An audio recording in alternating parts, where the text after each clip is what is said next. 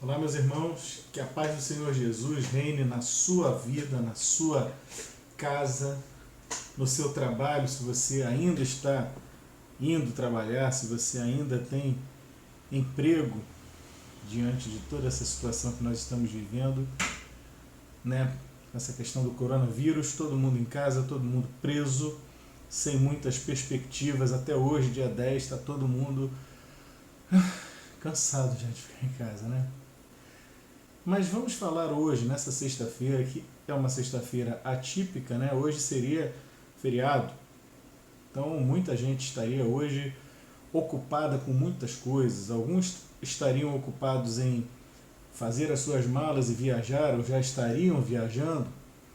Outros tantos estariam com um aumento na sua entrada, né, de dinheiro. Pessoal que trabalha com turismo, com hotelaria, restaurantes, enfim. Nada disso aconteceu, nós fomos pegos de surpresa por toda essa situação. Mas hoje eu quero falar, já que você está mesmo em casa, hoje eu quero aproveitar essa sexta-feira, que chamam de Santa, para na verdade te chamar a atenção para o santo que morreu nessa sexta-feira. O Santo Filho de Deus, o Senhor Jesus. Eu queria dar uma olhada aqui na Bíblia, na minha Bíblia, no Evangelho de João, no capítulo 18, a partir do verso 28, para a gente poder rapidamente falar um pouquinho sobre esse dia, essa sexta-feira, o que aconteceu nessa sexta-feira, há mais ou menos 2020 anos atrás. Ali em Jerusalém. Vamos ver? O julgamento de Jesus diante de Caifás, que era o sumo sacerdote, terminou nas primeiras horas da manhã da sexta-feira. Em seguida foi levado ao palácio do governador romano, o pretório. O governador romano que estava lá era Pilatos. Seus acusadores não entraram. Presta atenção nesse detalhe. Seus acusadores não entraram. Pois se contaminariam e não poderiam celebrar a Páscoa. Então o governador Pilatos foi até eles, sim, o governador, a autoridade naquele lugar, saiu, foi ter com eles lá do lado de fora e perguntou: qual é a acusação contra este homem? Eles responderam: não o teríamos entregue ao Senhor se ele não fosse um criminoso. Então levem-no embora e julguem-no de acordo com as leis de vocês, disse Pilatos. Só os romanos têm direito de executar alguém, responderam os líderes judeus. Assim, cumpriu-se a previsão de Jesus sobre como ele morreria. O Senhor Jesus já havia avisado, em certa ocasião, que assim como a serpente foi elevada por Moisés no deserto, assim o Filho do Homem também seria pendurado num madeiro. Então eu estou no verso 31. Só os romanos têm direito de executar alguém, responderam os líderes judeus. 32 agora. Assim cumpriu-se a previsão de Jesus como ele morreria. Então Pilatos entrou novamente no palácio e ordenou que trouxessem Jesus. E aí Pilatos começa a dialogar com o acusado. Brevemente ele pergunta: você é o rei dos judeus? Perguntou ele. Jesus respondeu: essa pergunta é sua ou outros lhe falaram a meu respeito? Acaso sou judeu? Disse Pilatos. Seu próprio povo e os principais sacerdotes o trouxeram a mim para ser julgado. Por quê? O que você fez? Pilatos foi claro. Verso 36. Jesus respondeu: meu reino não é desse mundo. Se fosse, meus seguidores lutariam para impedir que eu fosse entregue aos líderes judeus, mas meu reino não procede deste mundo. Pilatos disse: então você é rei? Você diz que eu sou rei, respondeu Jesus. De fato, nasci e vim ao mundo para testemunhar a verdade. Todos que amam a verdade ouvem a minha voz. Foi só isso que o Senhor Jesus respondeu a Pilatos. Pilatos perguntou: que é a verdade? Depois que disse isso, Pilatos saiu outra vez para onde estava o povo e declarou: ele não é culpado de crime algum. Mas vocês têm o costume de pedir que eu solte um prisioneiro a cada ano na Páscoa. Vocês querem que eu solte o rei dos judeus? Eles, porém, gritaram: não, esse homem não. Queremos Barrabás. E a Bíblia diz aqui ao final: esse Barrabás era um criminoso. Irmãos, a Páscoa não é uma situação qualquer. A Páscoa foi preparada por Deus na eternidade. O próprio Evangelho de João, no momento em que o Senhor Jesus se apresenta a João Batista para ser batizado, João olha para o Senhor Jesus e diz: eis aí o Cordeiro de Deus que tira o pecado do mundo. Na nossa cultura, a questão do cordeiro talvez não signifique muito, mas na cultura hebraica, na cultura dos judeus, o cordeiro era algo fundamental, era algo central na religiosidade deles, no entendimento de como seria o relacionamento do homem com Deus, do judeu com Deus. Porque havia um sistema sacrificial instituído lá no começo da vida deles, quando eles saíram do deserto, do Egito em direção ao deserto. E na sua saída foi estabelecida a festa de Páscoa. A primeira Páscoa foi celebrada, na verdade, por conta da saída dos judeus do Egito. Você pode ler isso no livro do Gênesis, mas das 10 pragas que o Senhor trouxe sobre Faraó e sobre todo o Egito, a última foi a morte dos primogênitos, e os primogênitos de toda aquela terra seriam mortos pelo anjo da morte, a não ser os primogênitos onde naquela casa se encontrasse sangue de um cordeiro esparramado pelos umbrais da casa, espargido.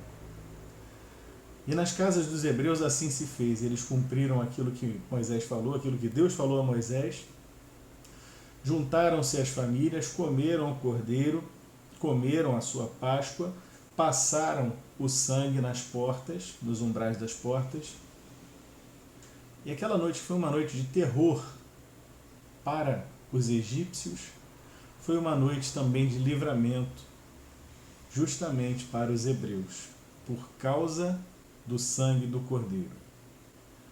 Posteriormente, quando Moisés começa a escrever a lei, quando Deus começa a falar a Moisés sobre como deveria ser o sistema sacrificial, o cordeiro também passa a ter um lugar central no sacrifício diante de Deus. E todo judeu sabia, e se você pegar a sua Bíblia e for ler, você vai encontrar isso também, que o cordeiro deveria ser perfeito, puro, imaculado, jamais um cordeiro doente, jamais um cordeiro cego, jamais um cordeiro ferido, como aconteceu nos tempos de Malaquias. Se você pegar Malaquias no capítulo 1, você vai encontrar uma palavra profética exatamente contra os sacerdotes que estavam apresentando cordeiro manco, cordeiro adoentado, cego e até roubado. Creia, estavam apresentando tudo que não prestava diante de Deus. E ali Deus fala: olha, se eu não aceito, apresenta ao teu governador e vê se ele vai gostar de receber isso da tua mão. Quanto mais eu, que sou Deus, sou o grande rei, diz o Senhor. E aqui nós encontramos o Cordeiro de Deus, imaculado, perfeito, sem mancha, sem mácula, o Filho de Deus, sendo morto, indo para a cruz do Calvário nessa sexta-feira, sem ter cometido nenhum pecado, dito inclusive pelo próprio Pilatos, que na verdade Pilatos não havia encontrado nele crime digno de morte. Sabe o que é mais curioso? O que é mais curioso, que eu falei para os irmãos prestarem atenção aqui no versículo 28, é que seus acusadores não entraram. Quando foram chamar a Pilatos, eles não entraram porque os judeus não entravam na casa dos gentios. E senão eles podiam ficar impuros para celebrar a Páscoa. E eles estavam ali na Páscoa judaica, a celebração da Pessa, da Páscoa judaica. E eles tinham que estar puros, íntegros. E se eles pisassem da porta para dentro do palácio de Pilatos, eles seriam considerados impuros para celebrar a Páscoa. E mal sabiam eles que estavam entregando Jesus, o próprio Cordeiro de Deus, a Páscoa perfeita de Deus. Jesus, a Bíblia diz que ele se fez pecado por nós. Ele levou as nossas iniquidades, as nossas dores, as nossas mágoas, os nossos pecados, tudo aquilo que pesa sobre nós, que deveria pesar sobre nós, o castigo que nos traz a paz, estava sobre ele. Essa turma que levou o Senhor Jesus até a porta de Pilatos, essa turma continuou purificada dentro da religião. Mas o Senhor Jesus entrou, foi levado para a guarda, se viu no meio dos gentios, ficou sacrificialmente, ficou, por assim dizer, de acordo com a lei de Moisés, ele mesmo impuro. Foi a primeira impureza que ele pegou. E a partir dali, desenrola-se um processo em que todo o pecado do homem vai cair sobre os ombros do Filho de Deus. Ele é o Cordeiro de Deus que tira o pecado do mundo, porque ele é perfeito, porque ele não tinha mancha, não tinha mácula, não tinha pecado. De que adiantaria apresentar um cordeiro imperfeito? De que adiantaria apresentar um pecador para morrer por pecadores? Somente um cordeiro perfeito. Somente um homem que viveu uma vida reta, justa e íntegra diante de Deus poderia nos dar a salvação.